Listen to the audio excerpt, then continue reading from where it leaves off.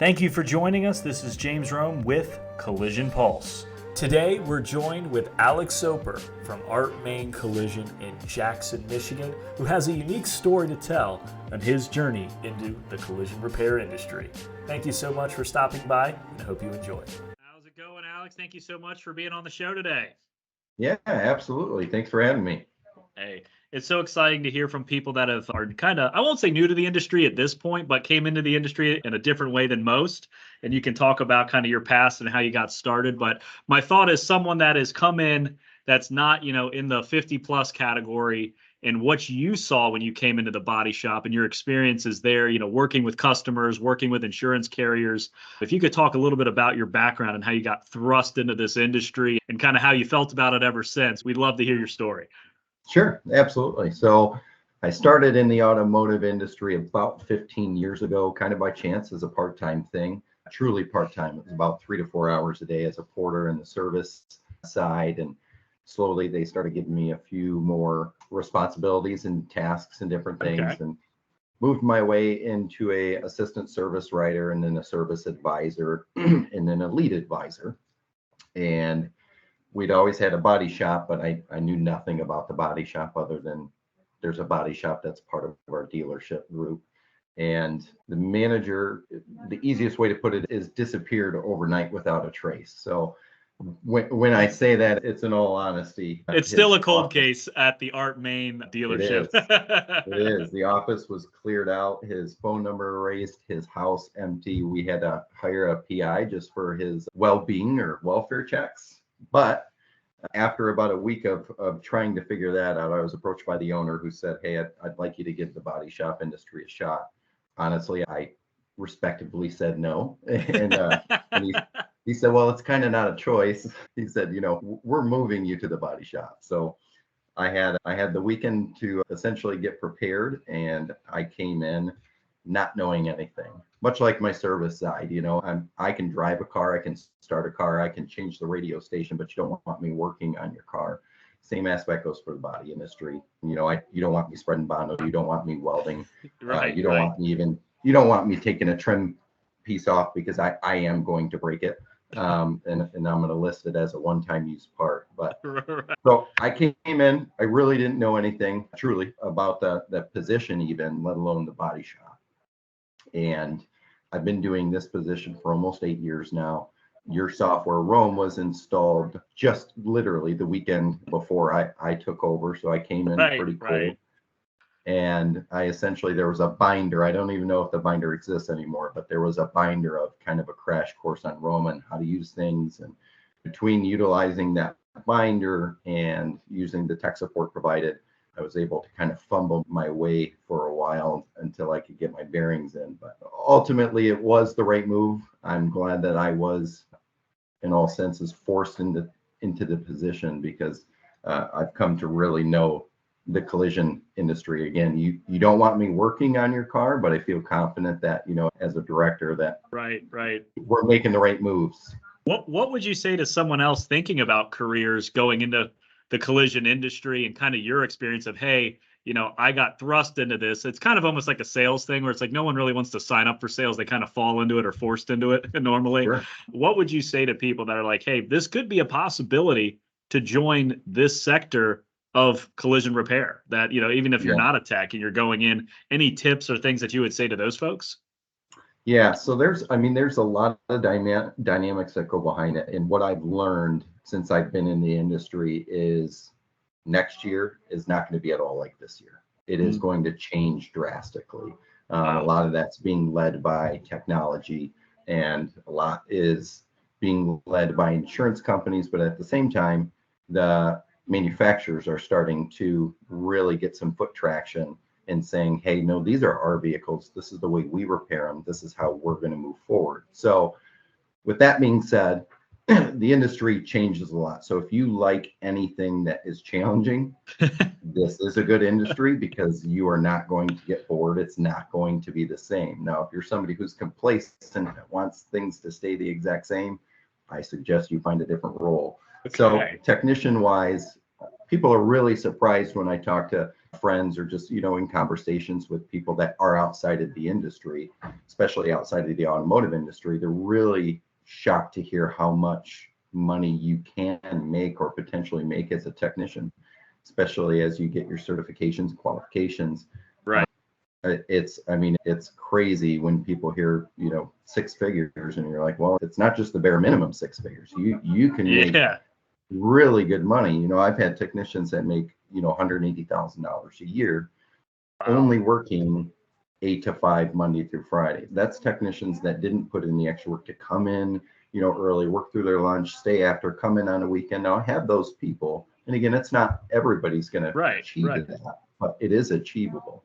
The same thing, between parts or estimators. Again, that industry as a whole, it's all changing in the dynamics of it. And COVID really opened up eyes to everybody to say, hey, this isn't a one-time thing. So now it might not be a virus that's going around, but it's a new venture. It's a new roadblock that we have to adjust to get around to. So again, it's an industry that is definitely growing.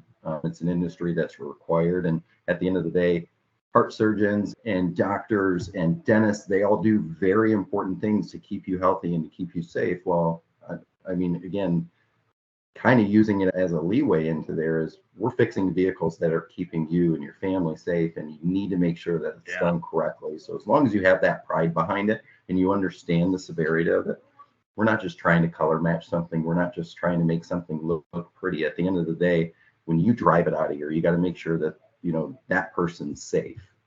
Sure. And I think that's key. And you touched upon something really industry about kind of what the manufacturers are doing and wanting these cars to be fixed correctly. I know obviously our insurance friends drive this industry pretty strongly. And some people think that might even change in the future. I kind of look at what BMW has done with their program. And obviously, if you have, let's say, a Honda and you get it fixed incorrectly, that person driving that Honda, the next car they buy isn't a Honda. And I feel like the manufacturers have recognized that. What do you foresee maybe, 10, even 20 years down the road of what do you think these manufacturers are going to do when it comes to these OE certifications or where body shops are going to get their work? It might be someplace new and it's not a DRP program. Sure. So honestly, the trend that I see happening, especially since the launch of OEM certifications and policies and procedures, anybody that's been in the industry for at least a year knows the challenges that go with it. Now, if you've been in the industry for at least 5 years, you've seen the changes that have gone along with it. So it was the insurance companies saying, we don't care. They can say what they want, they can publish what they want, but we don't care. Well, we've started to see that trend change. We've started to see, okay, there's probably going to be a lawsuit on my end, if we don't follow these. And so they're starting to recognize them. It's not fast, but slowly but surely, the OEMs are starting to take control. My personal opinion is within, I would say, 15 years, I don't see insurance companies actually driving the bus as far as the repairs go. I do see it fully being OEM, and I see that being something that the government is going to recognize at some point, because the government's behind pushing, ADAS, the advanced driving assistance systems, and making sure that everything's safe. And if they're recognizing that, the government's also going to recognize, hey, there's going to be money in it for us if we start to kind of control a little bit more. For sure. And ultimately, I don't see DRPs really being a thing in the future. I think it is going to fall on the qualifications. I think it's going to fall on the certifications. When I touched base on when those slowly started to come out, there was a lot of questions. Same with me, is this right? Is it not? Are they just trying for me to pay this, big lump sum once a year, do an audit just for me to say I'm certified in it? But I did take the gamble on it and say, you know what? Our car brands, at least that we sell as part of a dealership, let's get certified in those. Let's just see how it goes, and we can terminate it within a year. Now, I don't see that it's driving any more business our way. I will admit that, but I am seeing that insurance companies are starting to respect when you are certified in those brands. Right. And if you provide the documentation to support what you're asking for. We are finding that more times than not now we are winning on those. That's awesome. And it's funny because I was talking to a shop earlier today, and a lot of times we're, recommending operations they should get paid on or things they should be doing. And, obviously there's a lot of quick responses from a lot of insurance carriers. Hey, we don't pay for that, or you're the only one that charges for that. And my thought is that, well, some of these insurance companies are probably smarter than you give them credit for, because yeah, they might not pay you for that, but that might be because they know that shop isn't doing that operation, but they still want to put it on the estimate as well. Yeah. So I feel like when you have that OE certification, it almost gives you more credibility to say, hey, no, I am doing things properly, and yes, I am going to bill for it. This is what's in the repair procedures, and you're due everything that you're due when you're doing it correctly on that vehicle. Yeah. I agree. So that's one of the things that I think is really interesting. Now, for you guys, it's kind of an easy thing to say, hey, I want to get certified in this line and this line, but obviously there's a ton of different OEs. What would you say to kind of independent shops that might not have a dealer or a line they're focused on, and how should they go about these OEM certifications rather than just, hey, it'd be good to do, especially for kind of future proofing of what's to come in the next decade or so?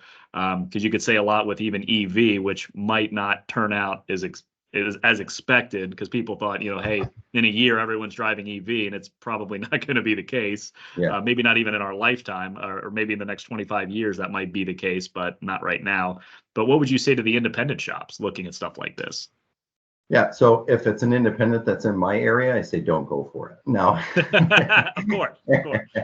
Anybody that's outside of my market or competition, I honestly think you'd be foolish not to. Now, at that point, you really have to dig into what are the brands that are biggest in your area, and it's going to change by location. It's going to change as, speaking for my area, 30, 40 minutes away from me, there's markets for Subaru and Kia and Toyota. Now, if you come, to where I'm at, you don't even see Subarus, Toyotas, or Kias on the road, let alone in my shop. So those are three examples that I wouldn't use to getting certified on. It doesn't make sense for me financially. Now, it doesn't mean I don't want to repair that vehicle properly, but there are other means to get the information to make sure you are repairing it properly. But I think it comes down to a sense of marketing strategy to make sure you're doing what's best for your market. So again, we're certified in the brands that are best for our market. There are other dealerships in my area, and I would speak for independents as well, that have other brands that we don't, that I do know those customers are typically just going to go there anyways. And again, this one's a dealership, specific for Ford. They're probably 500 yards away from where I am. They've got a Ford certification. We qualify for it, but I'm not going to take that business. So I don't see the point in actually paying for that. So again, I think it comes down to what's actually big in your market. And if you are in a larger market, you're going to have a broader array. I've got gentlemen that I met with in Phoenix, Arizona last week, and they've got 22 brands. And I'm like, I don't even know. I couldn't even name 22 car brands. But wow. They've got 22 brands and they're certified in them all. And well, almost all, not all OEMs have certifications. I do believe they're all going there, but everyone that they can, they've got a certification in. And in his market, he's actually from Atlanta, Georgia. They have everything. They have everything, and he wants every reason for you to bring the vehicle to him as opposed to a competitor, because where they're at, they're oversaturated. Anybody can go anywhere. So what can I do to make it better for me to drive a customer into me and advertise that out? So again, I guess what it boils down to is it comes down to your market. But if you're not investing in certifications, I really think you're at least 3 years behind the 8 ball at this point. Wow. Okay. Well, that's awesome. Well, thank you so much for your input there. Another big thing that people talk about is really customer experience at the body shop. And I know there's a lot of new technologies coming out, and I kind of wanted to get your take on AI photo estimating. Obviously, we all know it's not going to be the best thing. You still have to take apart the car to really figure out the damage, but it gives a customer, let's say, an instant answer, rather than you spending an hour writing an estimate with a customer to maybe have that car fixed at your shop. But I wanted to kind of see what your thought on, if that's something that, hey, this is going to obviously get better over time, but is that something to be worth looking at now? Yeah, so I've looked into it. I haven't actually seen the software in person, But I've spoken to 2 different people on it that are using it. It's integrated with CCC at this point. And there's pros and cons. We all know it is going to get better. We all know it's never going to be perfect. So as long as you go into it with that approach, I think you're okay. The biggest thing that I think is beneficial to it is if you are using it not so much as an in-person estimate, like you said, taking the time to write the estimate. I think it's going to be most beneficial for somebody to go to your website, an app that you've created, a QR code that you've got somewhere to say, hey, take me to this. Let's get this done on my own time. I don't have to go anywhere.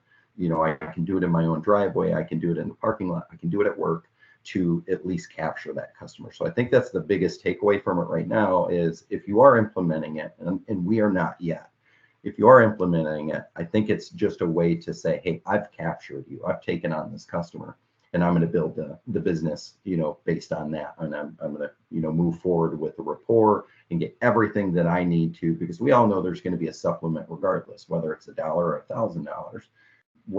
We've captured that customer and we've brought them in. So again, I have not demoed it myself. I haven't seen it. Do I think AI is really going to be a big part of our business in a sense? Yeah, I think it's going to be a big part of everybody's business. I mean, down to, McDonald's up to, Apple. It's everything in between.